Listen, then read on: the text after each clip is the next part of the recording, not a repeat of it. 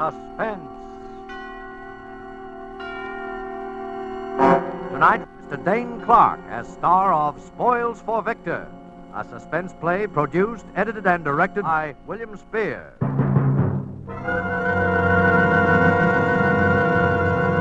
Suspense.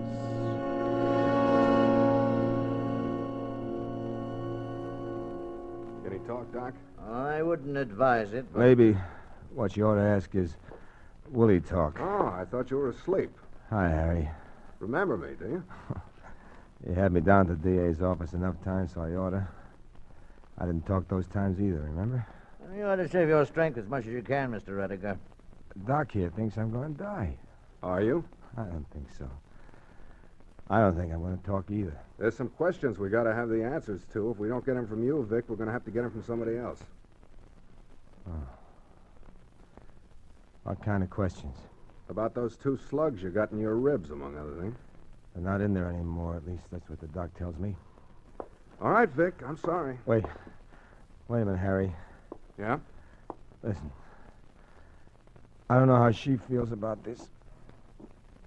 But if I talk, you gotta leave her out. Altogether out. Complete. See? That could be, Vic. You've always been a pretty right guy, Harry. Is that on a level? On the level, Vic. All right. Maybe you can sell it to pictures. Alan Ladd. You could call it The Gangster and the Lady.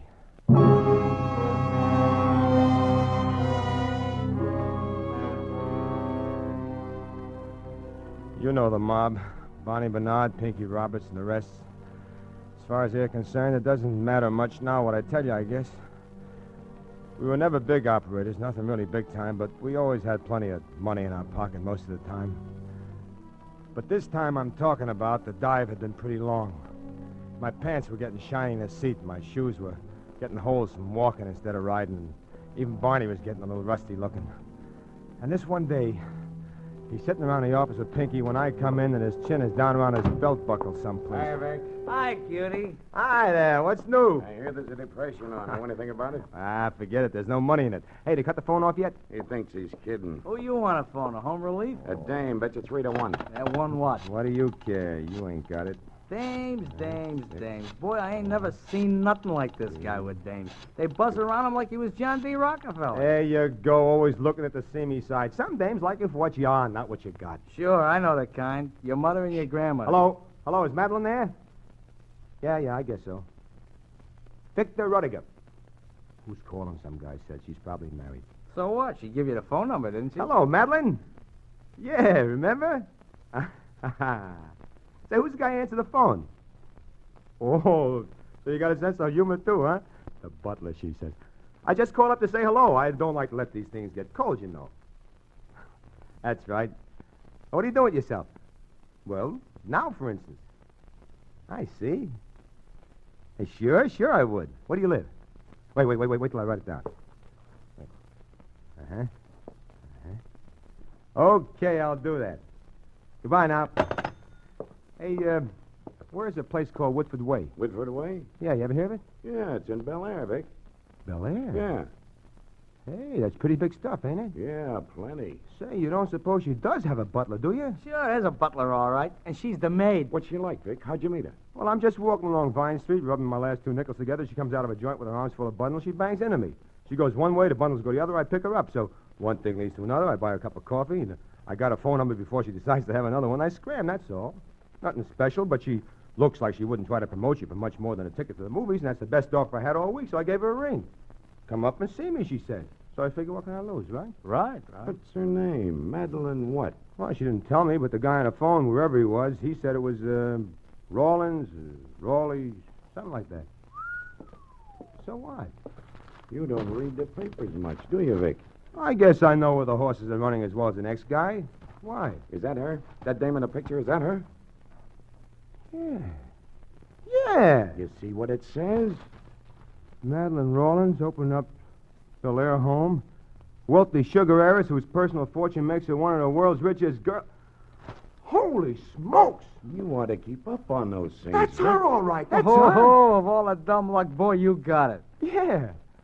Hey, I might be able to shake a little of that sugar out of there at that, huh? That's the trouble with you, Vic. You think too small. What do you mean? Sure, what you want to do is marry the dame. Well, what's so funny about that?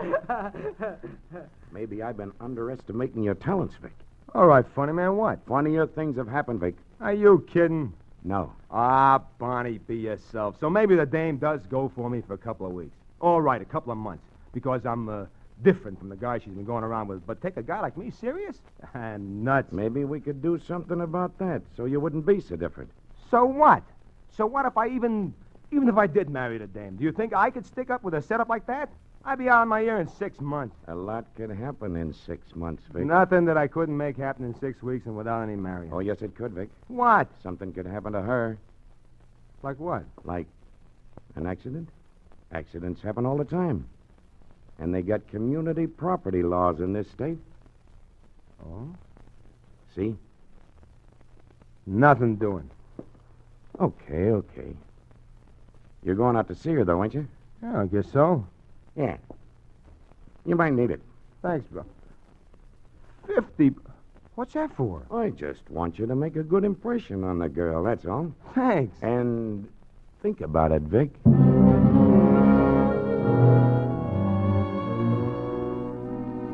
I did all right. I guess it's all I did think about the whole of that first afternoon I was out there to see her. I didn't see her again for over 2 weeks. Because that night, we decided. Barney put up nearly all the cash he had left. He bought me a car, a suite of rooms at the Ambassador, clothes. That's one of our very nicest numbers, Mr. Ruttigan. It looks just stunning on you. $185. Leave us see something that ain't quite Well, so... shut up. We'll take it. Splendid. How about shirts, ties,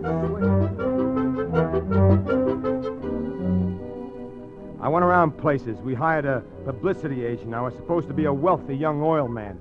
We even hired a guy to try to teach me to talk better. All right, Mr. Rudiger. Repeat after me, please.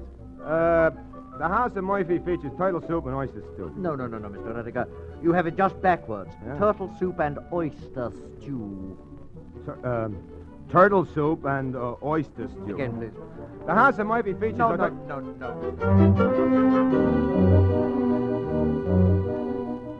After 2 weeks, I looked a little better. Enough to get by in small doses anyway. And I began to go out and see her again. And after 2 months, I wouldn't have known myself because I was standing in a striped pants and a cutaway coat in church. And she was standing there beside me. And the minister was standing in front of both of us. Do you, Victor, take this woman to be your lawful wedded wife? To have and to hold, to love and to cherish from this day forth? For better, for worse, for richer, for poorer, in sickness, in health, until death do you part? I do. Do you, Madeline, take this man to be your lawful wedded husband? And all the To have time, and to hold, all I could think to love of and was to cherish from that it was this day funny. forth? And kind of tough, too, when you stop to figure how a woman is supposed to feel at a time like this. That when she spoke those 2 little words, Until death. she'd be signing her own death warrant. I do.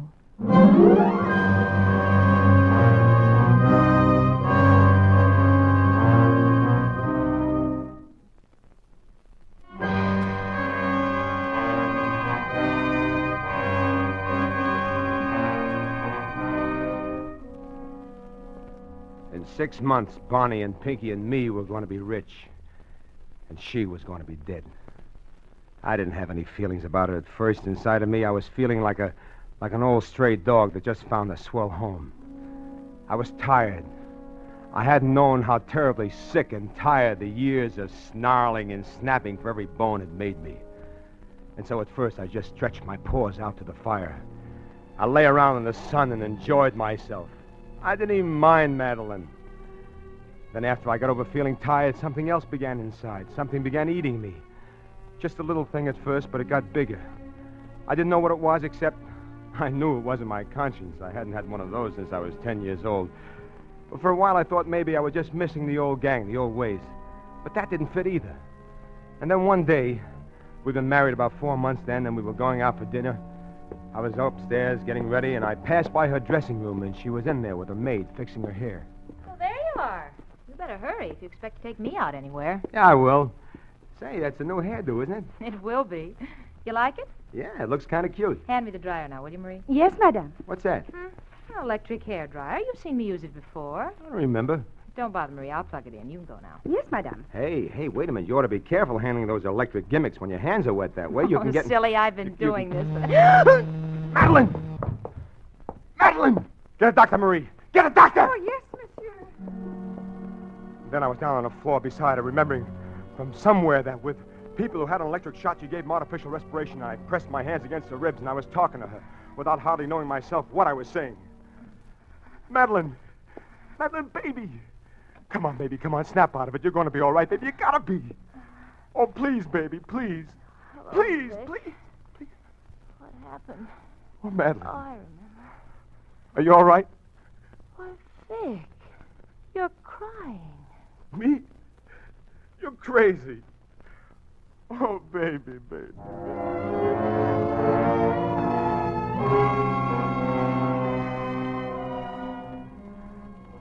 So there it was.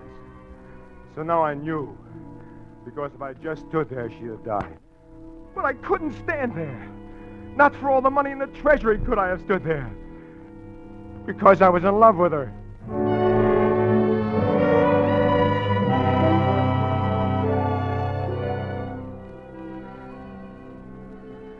I tried to keep my mind on all that money and what I could do with it. I tried to tell myself that no dame was worth that much to me or to any other guy. And all the time I was going nuts. I wasn't fit to be living with wild animals, to say nothing of a girl like Madeline. Vic, have you decided about going up to Arrowhead this next weekend? What? Huh? Vic, please put down the paper and listen to me. Where are you going? Business. I got a little deal. Oh, it must be quite a deal, Vic, to make you feel the way you have been lately. It is, Madeline. Quite a deal.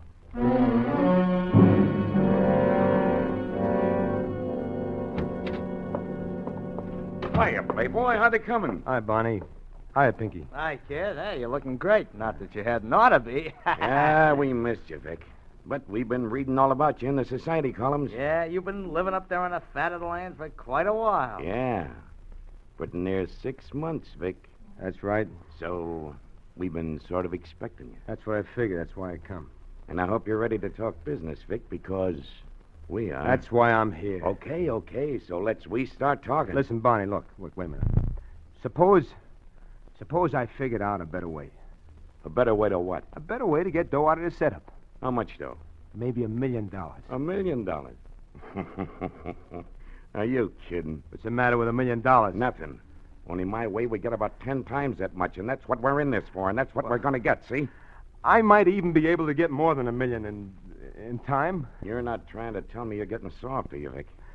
I don't like murder, that's all. And you wouldn't try to tell me you're falling for the dame, would you? Well, what if I did? Because I wouldn't believe you. I've known you for a long time, Vic, and I know you ain't that kind of a guy. No, I wouldn't figure it that way, Vic. No. I'd figure that maybe you were getting away with it up there a lot better than you expected, and you didn't see no reason for not hanging on to the rest of the dough. All by yourself. Oh, no. I don't like murder, Bonnie. Maybe you don't. I can see how maybe you wouldn't. But I put my dough into this. I put my brains into it. It's the biggest thing that anybody's ever pulled. $10 million. And I ain't taking any less. It's my way or else. Well, what about it? Okay. It's better. Got it all figured out? For the accident? Sure, a burglary. Pinky here breaks in. You and her hear the noise. You go down and find Pinky at the wall safe. You got one, haven't you? Yeah, in the library. So you catch Pinky and you shoot. Only you hit her. I do. Why not Pinky? No. If it's an outside job, they'll keep looking for the guy, and that might find him. And if you do it, it's an accident, open and shut. No more trouble. You like it? Sure, it's great. You got a gun, haven't you? Registered to you? Yeah, up at the house. Use that. Want to set a time? Sooner the better. Friday night? Friday night. Okay, Pinky? Sure, anytime. Check with me Thursday, okay? Okay. And Vic, Yeah?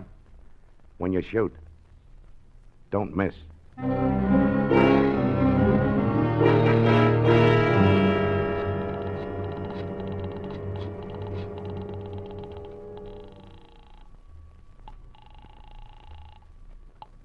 Hello?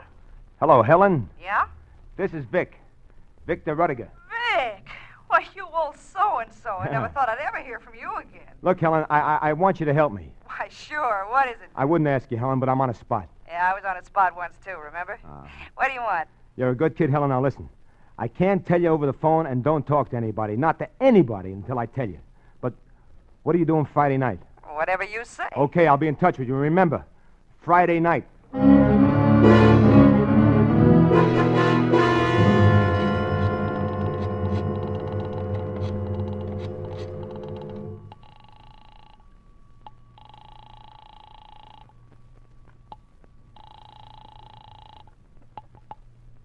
Yes. Hello, Madeline. Well, Vic. Look, hon, look. I think Arrowhead this weekend would be a great idea. What do you say? Well, Vic, that's wonderful. Well, I'll start getting things ready right away. When were you thinking of leaving? What about first thing Friday morning? Well, Vic, fine. Well, that's wonderful, darling. Friday morning.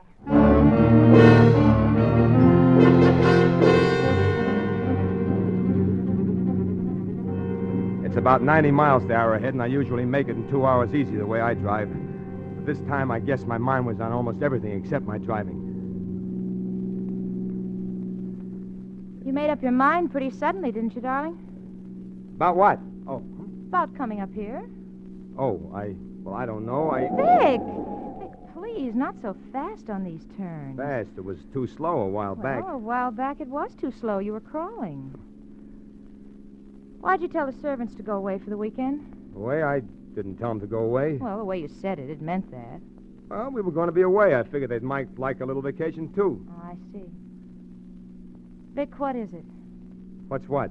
What's the matter? Nothing the matter, Madeline. It's just business. Business, that's all. Victor, I don't believe you.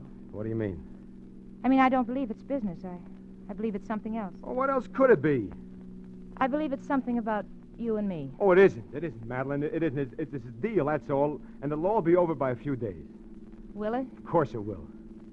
Vic, I love you. I could never fool myself about that.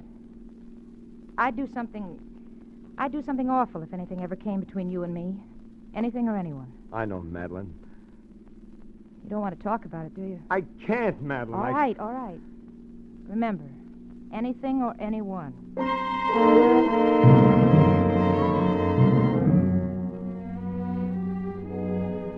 We got up to the cabin around noon, and I helped her unpack, and we changed, and I moped around a couple of hours stalling. And then I knew I couldn't stall much longer, and I had to come out with it. Vic, I thought we were going to go riding after we had... Madeline. What? Madeline, I just thought of something terrible. What is it, Vic? I got an appointment to see a guy tonight in town. Oh. Oh, I don't see how I could have forgotten it, but it's terribly important. I'll just have to go. Yes, I suppose you will. But I'll be back first thing in the morning. I'll have to take the car, but they'll loan you a station wagon at the hotel if you're going to be going anywhere. Yes, yeah. Will you be staying at the house? Oh, yeah, sure. Oh, Madeline, don't look at me that way. Please, you understand how it is, don't you? Yes, Vic, I think I do.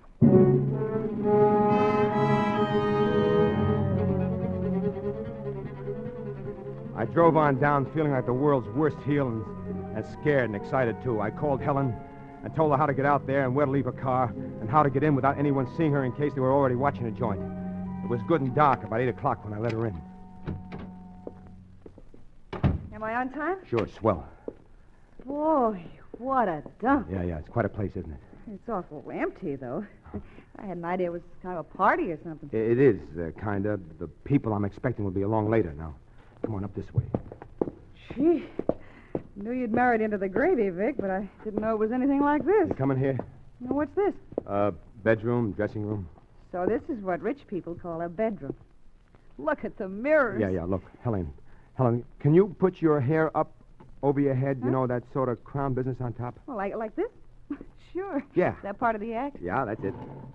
And while you're at it, put on this nightgown, will you? And the dressing gown, too. And there ought to be some slippers in there that'll fit you. Now, wait a minute. Oh, now, wait a minute, Helen. It's nothing like that. I'll wait outside. Vic, it is one of those divorce things, is it? No, like I said, it's a sort of a gag. Okay. You're the doctor. And what's that? Phone. Aren't you going to answer it? Probably isn't important.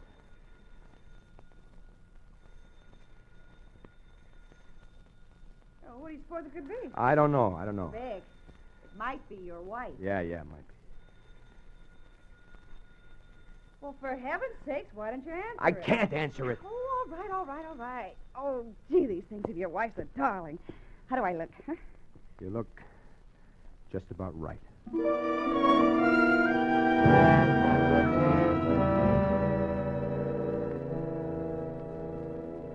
I hated the part about Helen, but I knew I didn't stand a chance in the world of getting Barney inside unless he thought he was seeing Madeline. He'd never seen her except from a distance, and that lousy newspaper picture. And what with the hairdo and all, Helen looked pretty good. And after a while, I went around the house. I put off all the lights, and after that, we had to sit in the dark. I didn't even dare talk to Helen anymore. Pretty soon, she just went to sleep. And I waited. I heard the clock in the downstairs hall strike 4. And then right on the dot, I heard what I've been waiting for. Helen, wake up. What time is it? Come on, the people are here. Yeah, all right. Aren't you going to put on the lights? When we get to the library. Now, you stay right behind me, and as quiet as you can, and I'll shine the flashlight so you can see. I can see. And when I go in, you come in right behind me, close the door, and just stand right there, right against the door. All right. All right, here we are. All right, Pinky, drop that gun. What's the idea, Vic? Just not taking any chances. Drop it! Now kick it across the floor, over to me. Barney outside? Yeah. Alone?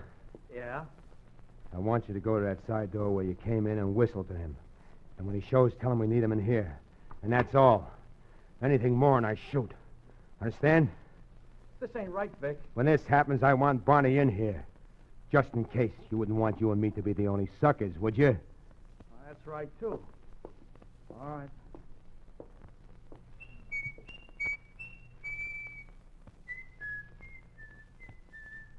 Hey, Barney, we need you. He's coming. Vic. Take it easy, baby. All right. What Put up your hands and keep them up. What's the idea? You better go outside, baby. Yeah, all right, Vic. That ain't your wife. Close the door after you. What is this, the old double cross? Yeah. The old double cross.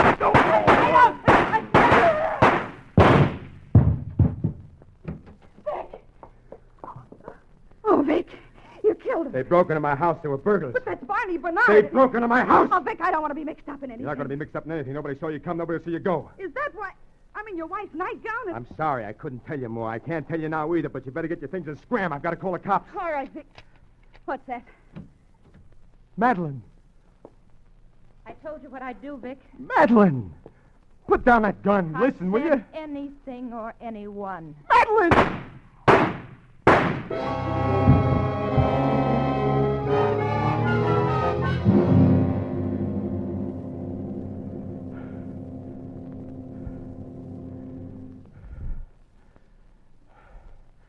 There it is, Harry. But remember, you said the DA's office would lay off her. That's right. You better lie down there. Look, Harry, do you think the way it was, it might make a difference How? to her? Yeah, Vic. Yeah. I think it might.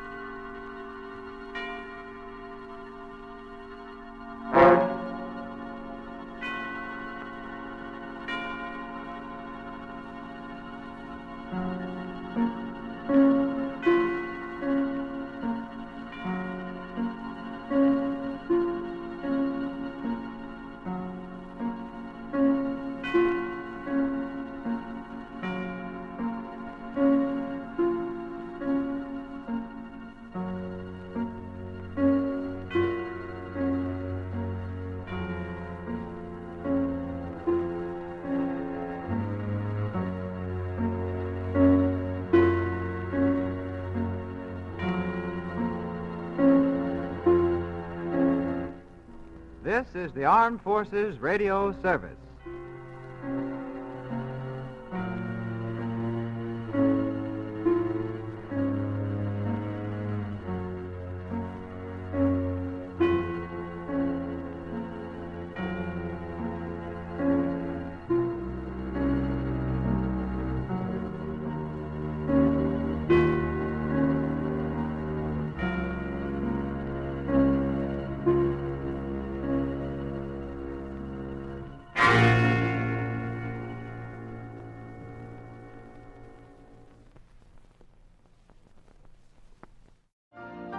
You've been listening to the OTR Gold Network.